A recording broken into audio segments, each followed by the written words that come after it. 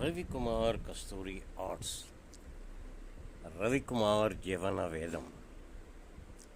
Behaviour అంటే ప్రవర్తన.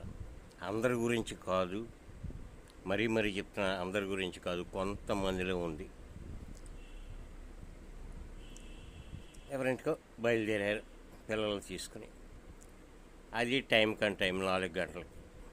వాళ్ళు ఎక్కడికి బజార్లోకి వెళ్తాం అనుకున్నాం, కానీ వీళ్ళని చూసి ఆగిపోయారు. రెండు కూర్చొని అన్నారు.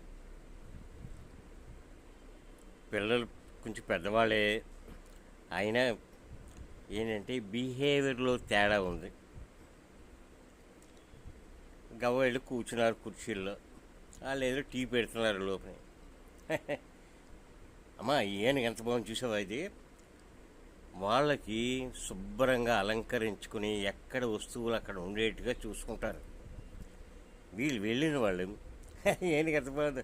వాళ్ళ అమ్మ కాసేపు ఆడుకోరా ఆ ఏనుగుతో, బాగుందా, నువ్వు కొనుక్కుని ఇవ్వాలి, ఆడుకో, దాంతో ఆడుకున్నా అలర చేయకుండా. సరే, ఇంకొంచెం పెద్దవాడు వాళ్ళు టీవీ కట్టేసి బయటకు వెళ్దామని చూస్తున్నారు. టీవీ వేసేస్తాడు, వాడికి వచ్చిన నచ్చిన ఛానల్ పెట్టేసుకుంటూ ఉంటాడు.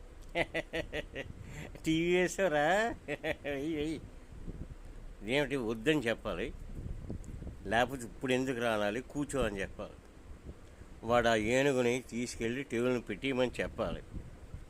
మరి మనకే అంత బిహేవియర్ తక్కువగా ఉంటే మరి పిల్లలకి ఏం చెప్తాం? సరే, వాళ్ళు 4 గంటలు ఎక్కడో బయలుదేరడం అంటే మనం ఇప్పుడు ఇంకా కూర్చుండిపోవడం ఎందుకు, ఏదో వస్తుంది. మా పిల్లలు చనువుగా ఉంటారండి, ఎవరి దగ్గరికి వచ్చినా వాళ్ళు చెప్తారు, ఏమంటే కొంచెం అలా బయటికి వెళ్దామనండి. బయలుదేరుతారా, సరే బయలుదేరండి. మా పిల్లలు నాకు చూసారు, చాలా చురుగ్గా ఉంటారండి, మా క్లాసులో కూడా చురుగ్గానే ఉంటారు. మేము కొంచెం అలా బయటికి వెళ్ళి వస్తామండి, ఏమనుకోకండి, మరి ఇంకొకసారి రండి. అదే సరే. ఇదే రవికుమార్ జీవన వేదం.